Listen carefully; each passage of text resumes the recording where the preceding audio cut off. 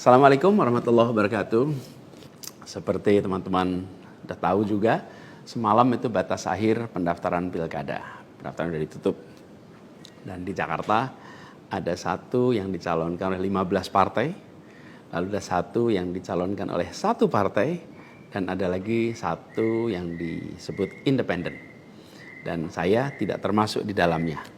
Jadi dengan begitu maka udah final ya, bahwa saya tidak ikut di dalam kontestasi Pilgub di Jakarta tahun 2024 ini.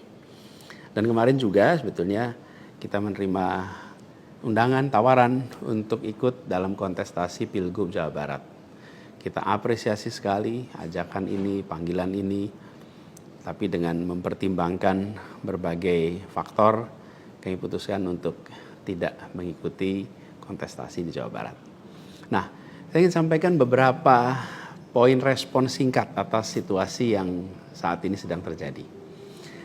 Pertama, saya ingin sampaikan terima kasih. Terima kasih banyak kepada semuanya yang selama 1,5 tahun ini, hampir 2 tahun, ikut mendukung perjuangan yang luar biasa di jalur Pilpres, Pilgub, sampai dengan titik ini. Gak bisa saya sebut satu persatu, terlalu banyak. Tapi yang jelas semua yang terlibat adalah pejuang yang luar biasa, yang membuat perjuangan besar ini terasa jadi ringan, terasa jadi bermakna. Dan semoga Allah SWT, Tuhan yang Maha Kuasa, jadikan perjuangan kemarin sebagai catatan amal untuk kita semua. Dan insya Allah kita terus berjuang untuk tujuan yang sama ke depan. Kita selalu bicara tentang kesetaraan, keadilan, kesamaan kesempatan, keinginan untuk Indonesia yang lebih adil, lebih maju, lebih sejahtera buat semuanya. Nah, dalam itu juga, jadi 2 tahun terakhir ini ketika kami keliling, berkampanye, menemukan begitu banyak hikmah, pelajaran yang luar biasa. Saya berkeliling lebih dari 130 kota dan berjumpa dengan begitu banyak yang setiap jabat tangan bukan basa-basi, jabat tangan dengan penuh rasa, sepenuh hati. Dan eratnya jabat tangan mencerminkan semangat yang menggelora di dadanya. Ada yang pelukan, ada yang jabat erat, ada yang pegang tangan. Dan semua adalah ungkapan keinginan untuk Indonesia lebih baik. Banyak sekali cerita-cerita dalam interaksi itu yang tidak mungkin terlupakan. Apalagi kalau lihat teman-teman muda. Masya Allah, luar biasa. Kiprah anak muda di dalam proses kampanye kemarin itu membuat kita makin optimis. Kenapa makin optimis? Karena kita punya stok anak-anak muda yang mau bekerja melampaui sekedar kepentingan dirinya, pribadinya. Ini kita masih di bulan peringatan kemerdekaan ya. Di bulan kemerdekaan ini kita memperingati perjuangan para pendiri bangsa yang pada waktu itu banyak sekali yang masih muda-muda. Jadi ketika lihat anak-anak muda yang kemarin terlibat, rasanya dan makin yakin kita masih punya stok pejuang yang amat banyak. Pejuang yang akan membawa Indonesia menjadi lebih adil, lebih baik buat semuanya. Jadi perjalanan ini memberikan optimisme yang sangat besar. Dan rasa optimisme ini makin tumbuh melihat berbagai elemen masyarakat sejak minggu lalu yang turun langsung mengawal keputusan MK dan mendorong tegaknya amanat reformasi yang memang kenyataannya ini, sayangnya ini, banyak dihadapi dengan cara yang represif dan berlebihan. Anak-anak muda cedera, luka di saat mereka datang untuk ikut mengirimkan pesan kami ingin mengawal konstitusi. Kami ingin meluruskan usaha pembengkokan atas konstitusi. Karena itu hadapi juga dengan rasa cinta sebagai saudara sebangsa. Ini sangat disesali dan ini tidak boleh berulang lagi.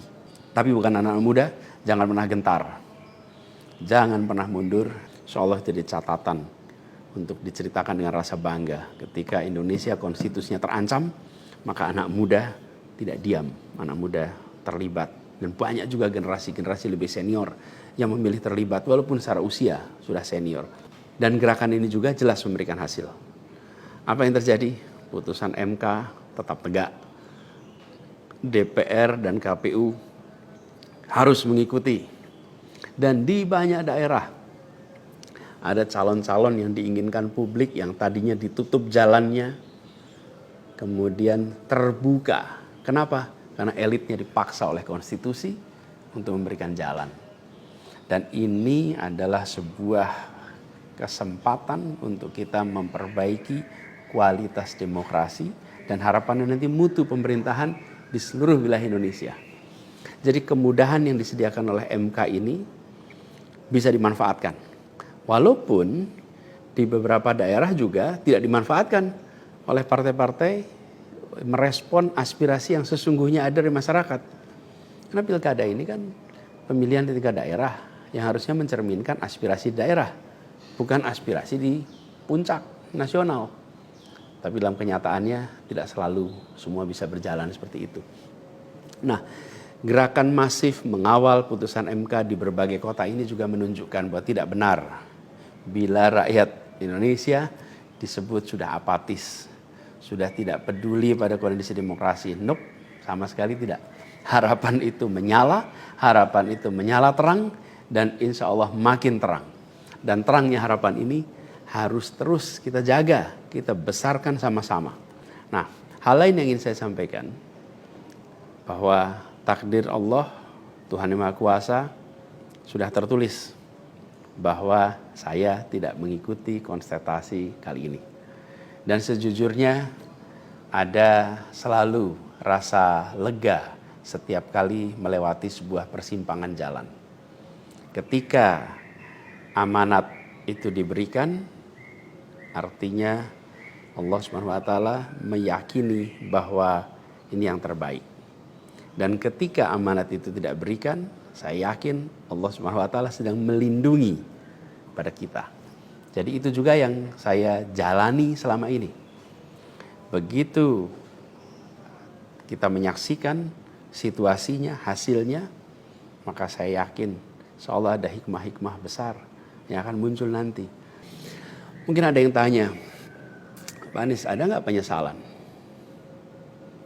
tidak mengikuti pilkada ini? Kalau saya ditanya ada penyesalan, tidak ada. Ada penyesalan itu.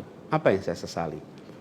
Yang saya sesali adalah aspirasi warga kampung-kampung miskin kota, rakyat miskin kota yang berdatangan ke rumah ini, di tempat sini. Setelah selesai pilpres kemarin, bergantian, berombongan datang bergantian, menyampaikan keinginan, aspirasi, Pak tolong kembalikan kondisi yang kemarin kita rasakan. 1,5 tahun ini hilang. Dari mulai usaha untuk perbaikan kampung-kampung kumuh, perbaikan kondisi ekonomi mereka, yang selama itu kami selalu jadikan sebagai fokus perhatian. Dan selama berapa bulan ini saya datang mengelilingi mereka semua, mendatangi mereka semua. Ini yang saya, kalau dibilang perasaan ya, ada perasaan, waduh ini aspirasi ini gak bisa kita tuntaskan. Lihat warga kampung Bayam yang terlantar, berat rasanya. Lihat kampung-kampung yang setiap kali kita datang, Pak tolong ini dituntaskan, berat rasanya kalau mereka tidak bisa mendapatkan penuntasan atas usaha meningkatkan kesejahteraannya. Itu yang kalau ditanya sebagai rasa sesal, bagaimana rakyat miskin di Jakarta yang menjadi fokus perhatian kita tidak bisa saya penuhi harapannya. Para saudara-saudara semua, warga kampung di Jakarta, rakyat miskin kota, saya minta maaf karena tidak bisa membantu melalui jalan pemegang kewenangan, pembuat kebijakan. Tapi bukan berarti perjuangan kita berhenti dan bukan berarti kita ikhtiar kita selesai di sini, enggak. Dengan cara lain nanti kita sama-sama berjuang untuk bisa memperbaiki kondisi rakyat miskin kota yang saat ini sedang menghadapi tantangan yang besar sekali. Saya minum kopi dulu ya. Jadi catatan lain yang saya rasakan ya ketika mengikuti proses ini semua, bahwa terbuka kenyataan bahwa sistem politik kita, demokrasi kita masih amat ringkih. Dan kita punya PR untuk mengajak seluruh rakyat memiliki kesadaran yang lebih baik tentang proses politik, tentang proses demokrasi agar demokrasi kita itu bisa berjalan dengan benar, berjalan dengan baik, dan hasilnya adalah untuk dirasakan seluruh rakyat. Ini PR tersendiri dan bukan sesuatu yang sederhana, tapi kita harus kerja keras. Dan saya rasa kita jangan berhenti di sini. Karena itu, salah satu tujuan besar yang akan diperjuangkan ke depan adalah meningkatkan kesadaran politik dan demokrasi Indonesia. Membantu mendorong supaya inisiatif-inisiatif, gerakan-gerakan sosial di masyarakatan itu bisa tumbuh berkembang khususnya di kalangan anak-anak muda. Seperti yang selama ini sudah dikerjakan, seperti misalnya humanis, ubah bareng, turun tangan, dan lain-lain. Nah, ada hal lain yang saya ingin share di sini. Kalau dalam interaksi, termasuk juga di sosial media, banyak sekali yang memberikan usul, saran, lebih baik Anies berkarir di luar negeri aja. Ada yang usul saya ke lembaga-lembaga internasional, ada yang berusul saya untuk mengajar di kampus-kampus di luar negeri. Saya jawab tidak, insya Allah tidak. Saya mencintai Indonesia secara tanpa syarat.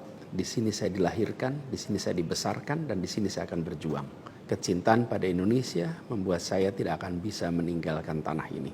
Saya akan tetap berada di Indonesia. Saya akan tetap berkarya di Indonesia. Saya akan tetap berjuang di Indonesia bersama dengan saudara-saudara sebangsa untuk membuat Indonesia lebih adil, lebih sejahtera bagi semuanya. Saya tidak akan meninggalkan Indonesia dan bekerja di tempat lain hanya karena situasi yang saya hadapi. Insya Allah ini akan terus menjadi pegangan saya ke depan. Tentu saya akan berkiprah di banyak tempat, tapi basis tetap di sini dan bekerja bersama dengan saudara-saudara sebangsa. Kemudian ada yang usul supaya saya masuk partai atau bikin partai politik. Nah gini, kalau masuk partai, pertanyaannya, partai mana yang sekarang tidak tersandra oleh kekuasaan? Nah, jangankan dimasuki, mencalonkan saja terancam. Agak berisiko juga bagi yang mengusulkan. Jadi ini adalah sebuah kenyataan nih. Jadi kita lihat aja ke depannya. Apakah lalu akan buat partai politik baru? Gini, bila untuk mengumpulkan semua semangat perubahan yang sekarang makin hari makin terasa besar, dan itu menjadi sebuah kekuatan, diperlukan menjadi gerakan, maka membangun ormas atau membangun partai baru, mungkin itu jalan yang akan kami tempuh. Kita lihat sama-sama ke depan. Semoga tidak terlalu lama lagi kita bisa mewujudkan langkah-langkah konkret untuk bisa mewadahi gerakan yang sekarang ini makin hari makin membesar. Menginginkan Indonesia yang lebih setara, demokrasi yang lebih sehat, politik yang lebih mengedepankan policy gagasan. Ini respon saya atas situasi yang sedang terjadi saat ini. Saya ingin sampaikan pada semua di akhir ini kutipan yang pernah saya sampaikan pekan lalu. Kutipan dari René de Klerk yang dimasukkan oleh Bung Hatta ke dalam pledoinya di tahun 1928 di Den Haag.